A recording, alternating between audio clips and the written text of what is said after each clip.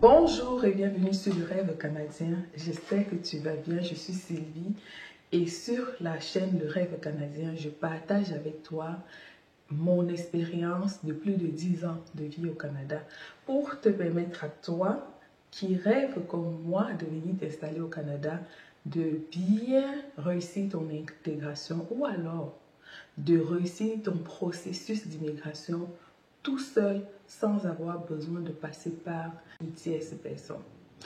Aujourd'hui, je fais une vidéo pour parler à mes frères et sœurs qui rêvent de venir au Canada. Il y a une tendance générale qui montre depuis quelques années que le Canada est très difficile. Le Canada, c'est un pays à éviter. Certains sont allés jusqu'à dire « Ne partez pas au Canada ». Parce que beaucoup d'immigrants de nos jours arrivent et sont désillusionnés. Vous savez, nous, dans notre culture, on a toujours vu l'Occident, l'Europe, l'ailleurs, comme étant l'Eldorado. Cette façon de voir a été entretenue par les médias et même par nos frères qui ont immigré en Occident avant nous, nous vendant le rêve par une vie de luxe sur les réseaux sociaux ou un train de vie démesuré chaque fois que ces personnes revenaient nous trouver en Afrique, nous donnant l'impression que l'Europe ou l'Occident était le paradis. Il n'en est rien. Comme je l'ai souvent dit sur ma chaîne ici, il n'y a aucun endroit sur la terre où la vie est facile, où on peut vivre une vie parfaite. La vie parfaite que tu cherches, c'est à toi de la construire, c'est à toi de la bâtir. Tu peux, même dans un pays le plus misérable possible, réussir à te bâtir ta vie de rêve. Tout dépend de ton mindset, tout dépend de tes objectifs, tout dépend de ta résilience et de ta capacité à aller saisir les opportunités. Dans la vidéo d'aujourd'hui, je vais décortiquer avec toi pourquoi les gens disent que le Canada est difficile et ce que toi tu dois éviter pour ne pas te retrouver 5 ans, 10 ans plus tard dans la catégorie de ces personnes qui disent que le Canada est difficile. Moi, j'ai toujours témoigné ici, que ce soit sur ma page TikTok, j'ai toujours témoigné de ce que le Canada, pour moi, c'est ma terre promise. Le Canada, c'est le pays qui m'a tout donné. Le Canada, c'est le pays qui a cru en moi. Le Canada, c'est le pays où j'ai pu démontrer que moi aussi, je pouvais apporter quelque chose à la société. Il faut savoir que la plupart d'entre nous venons d'une société où les compétences ne sont pas forcément valorisées. Il faut avoir un réseautage fort pour espérer trouver du travail. On a plein de jeunes en Afrique qui ont fini, qui ont une tête bien pleine et bien faite, mais qui tournent en rond parce que personne ne leur donne leur chance. Le Canada n'est pas comme ça. Contrairement à nos pays, au Canada, lorsque tu as la tête bien faite, bien pleine, tu es capable de te frayer un chemin. Du moins, toute personne qualifiée a une chance, elle aussi, de se faire une place dans le milieu de l'emploi, sans avoir besoin de connaître forcément un X ou un Y, un tel, ou faire partie de telle élite ou de telle classe sociale, ou alors sans avoir un mentor ou un parrain, comme c'est exigé dans certaines de nos sociétés africaines. Seulement, ce que les gens oublient, c'est que chaque fois qu'on parle de pays développés, ça vient avec certaines réalités. Qui dit pays développé dit coût de vie très élevé. Lorsqu'on parle de pays développés, on parle de routes de bonne qualité, des accès à la santé plus facilement, des soins de bonne qualité, accès aux services gouvernementaux très sophistiqués. On parle d'un train de vie qui est assez confortable. Donc, au Canada, le coût de vie est très élevé. Qu'est-ce qui explique ça? Les personnes, on paye beaucoup de taxes. La consommation est grande. Il y a une surconsommation, il y a l'inflation qui entre en jeu. Je ne me prétends pas économiste, mais lorsqu'on parle de pays développés, il y a plein de paramètres qui entrent en jeu pour expliquer le coût de vie élevé. Un loyer au Canada, par exemple, une chambre, j'ai souvent donné l'exemple ici, une chambre que dans nos pays d'Afrique ou ailleurs, on aurait loué à 100 000, 200 000. francs CFA. Au Canada, la même chambre est dans les 800 $ pour une chambre. Imagine si tu arrives avec une famille de 5 enfants. Tu as une famille de 5 enfants, ça te prend un espace plus grand. 3 chambres au Canada aujourd'hui, dans certaines villes, parce qu'il y a encore des exceptions, dans certaines villes, tu peux te trouver en train de payer jusqu'à 2500 $ pour 3 chambres. La nutrition coûte cher, l'électricité, tu dois payer pour ça. Tu as l'électricité tout le temps, mais ça coûte cher. Le transport. Parce que dans les pays développés, qui dit pays développé parle de transport, la voiture n'est pas un luxe au Canada. C'est une nécessité, donc il faut avoir une voiture. Tout ça, les frais d'entretien de la voiture. Il y a beaucoup de dépenses qui sont obligatoires pour te donner un train de vie minimum qui font en sorte que beaucoup trouvent que c'est trop difficile, c'est insupportable pour eux. Et il ne faut pas oublier ce que j'ai dit au départ. Beaucoup partent de l'Afrique précisément, plus précisément, avec l'idée que comme je sors de mon pays, je suis sauvée, c'est fini la souffrance. Je vais dans un endroit paradisiaque où l'argent se cueille facilement dans les rues. Et beaucoup arrivent sur place et se trouvent très déçus, très désillusionnés parce que ce qu'ils avaient dans la tête, ce n'est pas ça qui est la réalité. Ils se rendent compte que, oh, oui, ça a beau être le Canada, ça a beau être un pays développé, mais je dois travailler fort si je veux avoir une vie, la vie dont je rêve. Et ça crée une grosse fracture. Et ça fait que beaucoup se trouvent vraiment déçus, vraiment tristes et tombent même parfois dans la dépression. Parce que certaines personnes ont laissé des statuts sociaux très enviables dans leur pays avant d'immigrer au Canada. Toi qui te prépares à venir au Canada, ne viens pas au Canada par imitation. Viens au Canada si tu as un but de vie, si tu as des objectifs que tu veux accomplir. Ne viens pas au Canada parce que tel cousin de la famille ou tel oncle a envoyé toute sa famille au Canada et tu te dis, mais tel cousin avec qui je courais partout ici, qui ne voyait même pas mon derrière au Canada, moi qu'est-ce que je fais ici? Je m'en vais aussi au Canada. Non. Ne viens pas au Canada par imitation. Ce sera la pire erreur que tu puisses connaître. Voici les éléments qui vont rendre ton Canada difficile. Et ouvre ton oreille, écoute bien.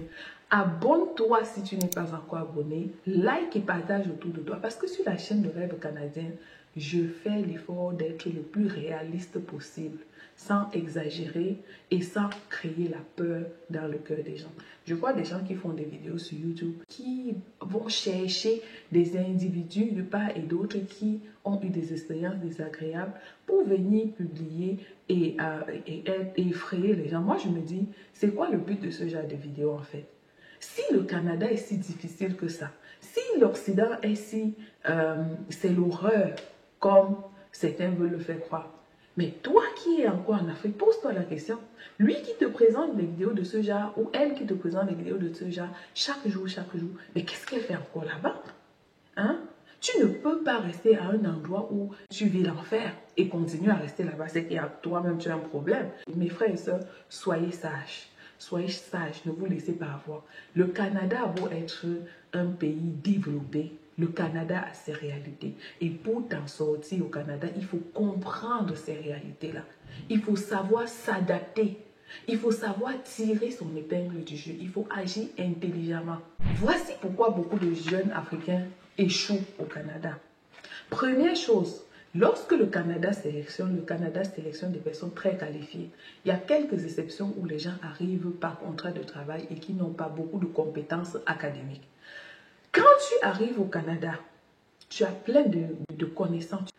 L'erreur à ne pas commettre, c'est de rester dans ton job de subsistance. Il y a ce qu'on appelle job de subsistance, donc le travail que tu trouves. On dit quand j'arrive, ce que je trouve, je fais. Ce que je ne trouve pas, je ne fais pas. Donc, je ne tiens pas compte de mes compétences à moi, mais je commence d'abord par chercher un job de subsistance qui va me permettre au moins de vivre, de payer les factures.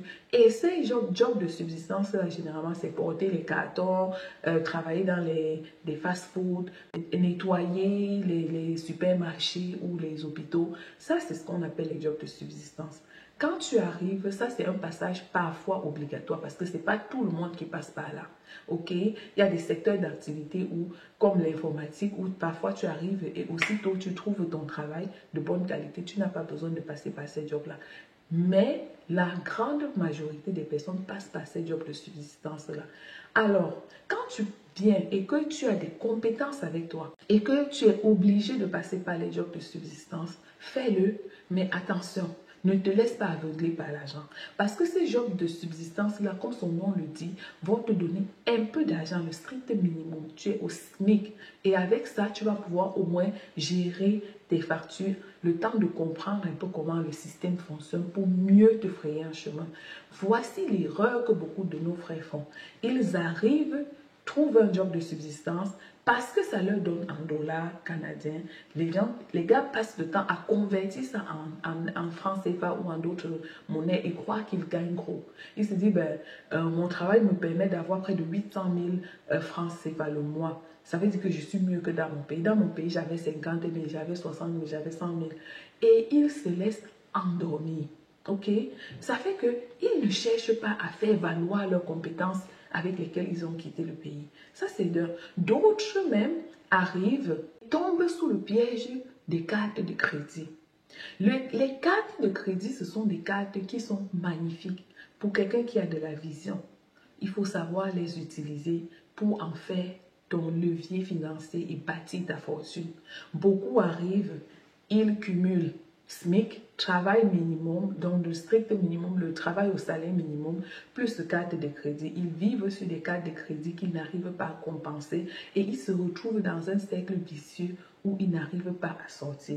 Les cartes de crédit, c'est la meilleure façon si tu veux devenir, te bâtir un patrimoine au Canada, mais il faut savoir bâtir son score de crédit. Il faut savoir utiliser cette carte de crédit-là, sinon ça devient un piège. Ok, donc certains arrivent, donc tombent dans le piège des cartes de crédit, utilisent les cartes de crédit pour s'acheter les vêtements de luxe, pour s'acheter des trucs éphémères et oublient de se bâtir une meilleure vie. On dit qui veut aller loin ménage sa monture. Pas vrai? Mais certains arrivent et mettent les charrues avant les bœufs. Je suis au Canada, il faut que ceux du pays voient que ma vie a changé. Tu n'as rien à prouver à personne. Tu n'as rien à prouver à personne. Tu peux arriver au Canada, faire même 3 ans, 4 ans, 5 ans, sans que les gens ne te voient sur les réseaux sociaux, sans te montrer, sans t'afficher, mais tu travailles dans l'ombre pour bâtir l'image que tu veux donner, pour bâtir le genre de vie dont tu rêvais dans ton pays. Puis tu atteins ce standard-là avant de commencer à faire le proving.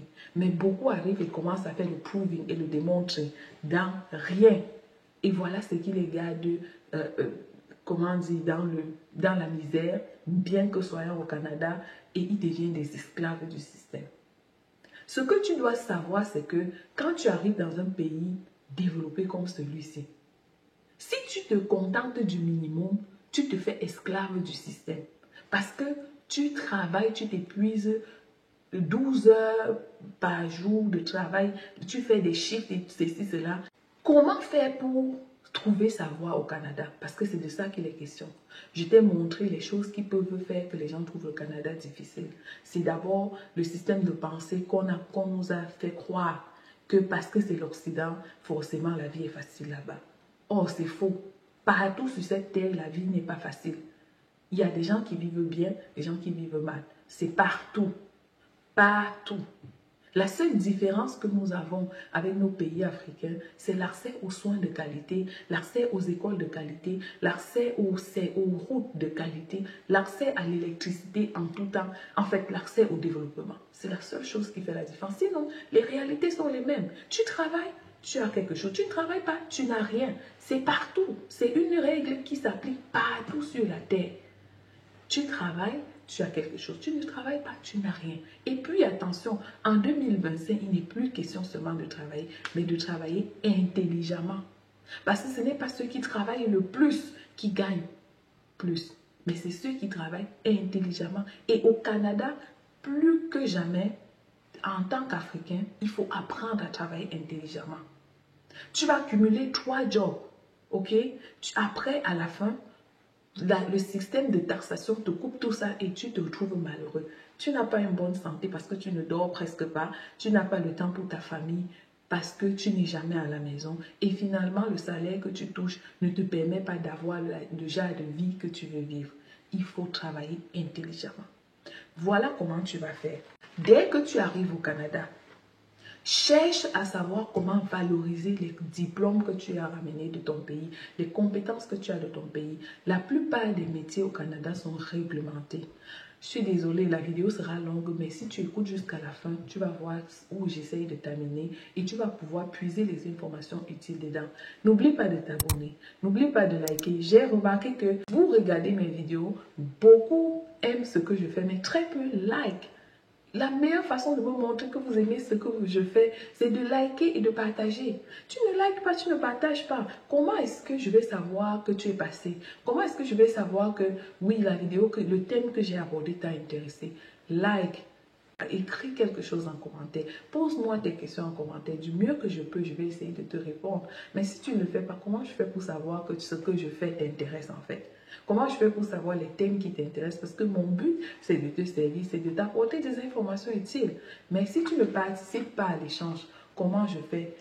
Hein? Il faut liker, il faut partager, il faut commenter. C'est important pour moi, s'il te plaît. Alors, donc je disais, quand tu arrives, première des choses, cherche à faire valoir tes compétences.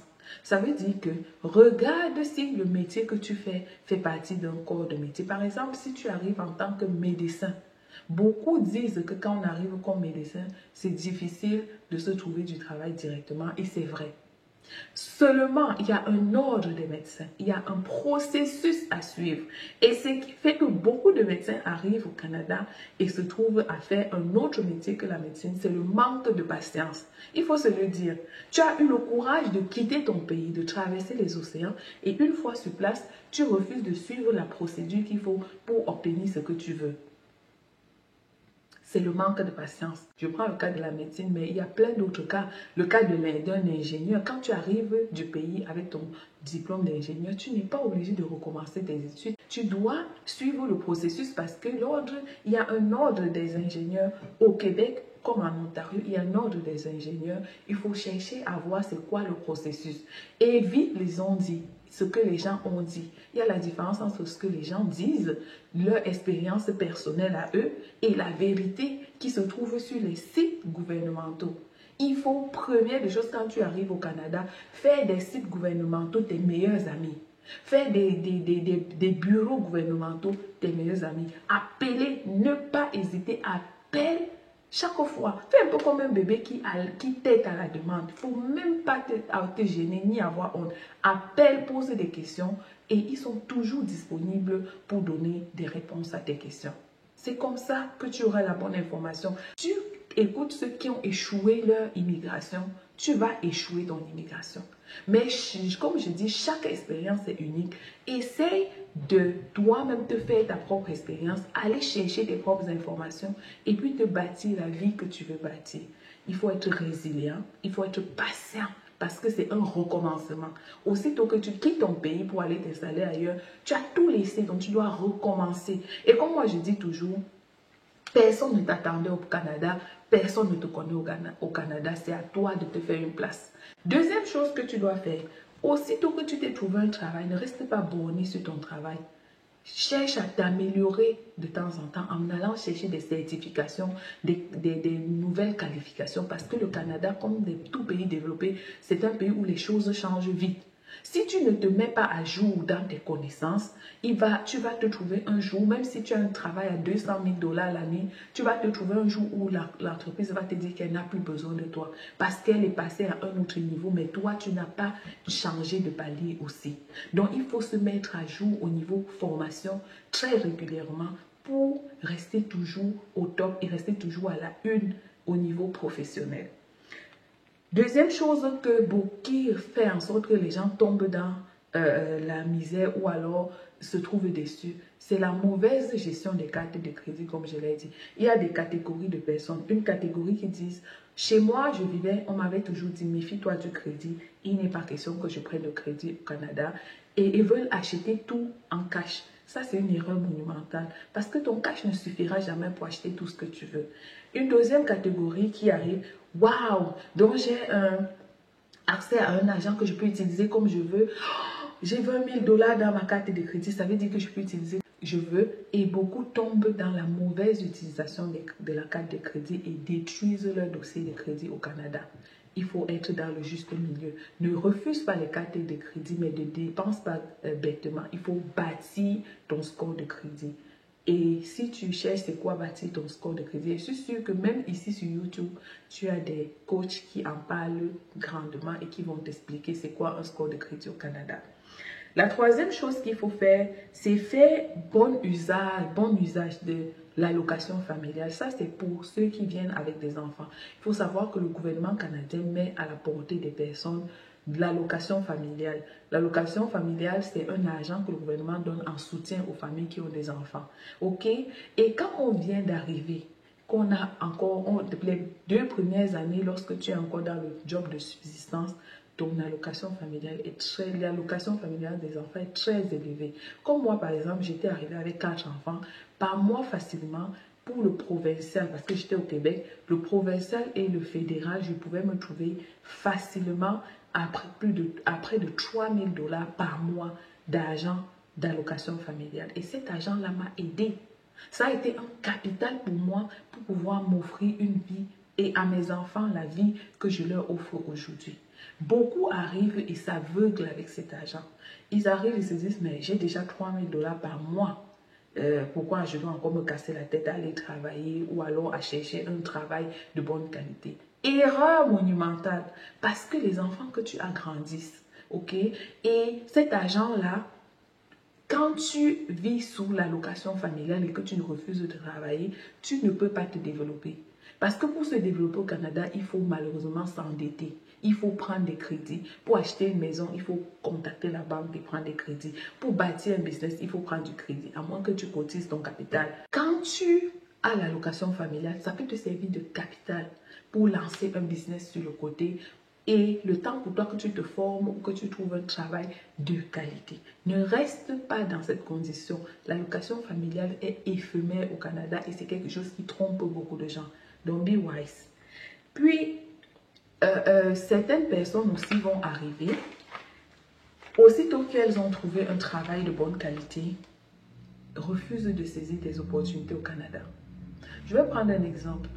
Il y a quelqu'un qui va arriver et être un informaticien talentueux, très bon informaticien, va se contenter à travailler pour une boîte au Canada.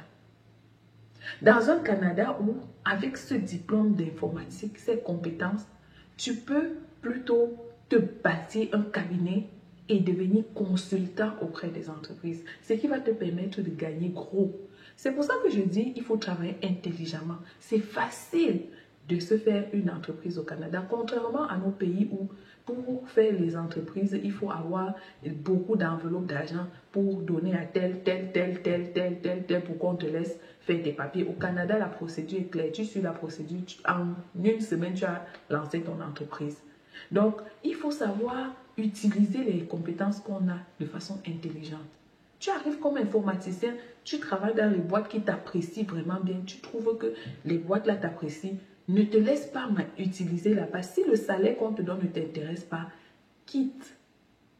Lance ton cabinet en tant qu'informaticien indépendant et deviens consultant. Ce qui est sûr, c'est que quand tu as laissé tes traces comme un bon informaticien, la même boîte n'aura pas de problème à te prendre comme consultant parce qu'elle sait ce qu'elle gagne en t'ayant à ses côtés. Donc, il faut travailler intelligemment. Pour finir, le Canada n'est pas difficile. C'est la façon dont tu te positionnes au Canada qui va te donner un Canada facile ou alors un Canada cauchemardesque. Et crois-moi, ça peut être cauchemardesque lorsqu'on ne sait pas poser ses pions. C'est tout ce que je peux te dire. Et il y a une question qui me revient très souvent. Quelle est la meilleure province pour immigrer, madame? La province qui est plus facile. Généralement, comme je t'ai dit au Canada, on a 10 provinces et 3 territoires. Une seule province qui est francophone et peut-être 2 ou 3 provinces qui sont bilingues. Maintenant, Les provinces anglophones sont réputées pour être des provinces les plus sociables, où tu vas plus t'intégrer facilement, l'accueil, la gentillesse, la tendresse des personnes. Mais en termes d'opportunités, il y a les opportunités dans toutes les provinces au Canada. Le Québec, par exemple, c'est une bonne province propice au business. Moi, c'est ce que j'ai remarqué. En plus de 10 ans au Canada, j'ai remarqué, je suis en Ontario, mais j'ai remarqué que le Québec, c'est la province du business. OK? Et pour te montrer jusqu'à quel point le Canada, c'est un beau pays, on a un grand et célèbre entrepreneur africain qui valorise l'entrepreneuriat africain et qui encourage les enfants de la diaspora à rentrer investir au pays, qui, il y a quelques mois, l'année passée, disait n'importe quoi sur le Canada parce qu'il se fiait à ce qu'il avait entendu. Le gars est venu palper du doigt le Canada. Il était ébloui parce qu'il a fait des interviews avec des entrepreneurs africains au Canada et il a vu le haut potentiel du business et de l'entrepreneuriat au Canada. Il a compris que l'entrepreneuriat au Canada, c'est à un autre niveau que même en Europe, on ne trouve pas. Et là, je vois récemment des annonces comme investir en Occident, investir à l'étranger. Ne te fais pas dire, viens vivre ta propre expérience au Canada. Parce que le Canada est une terre d'opportunités. Si je veux parler de ça, je vais parler toute la journée. Toi qui vis au Canada ou toi qui envisages de venir, qu'est-ce qu'on t'a dit du Canada? Dis-moi ce que tu en penses en commentaire. Est-ce que l'analyse que je viens de faire là fait du sens? Si oui, dis-moi pourquoi. Sinon, dis-moi pourquoi. Parce que ton commentaire peut sortir quelqu'un de l'obscurité. On se dit très bientôt pour une autre vidéo. D'ici à là, prends soin de toi et que Dieu te bénisse. Bye bye.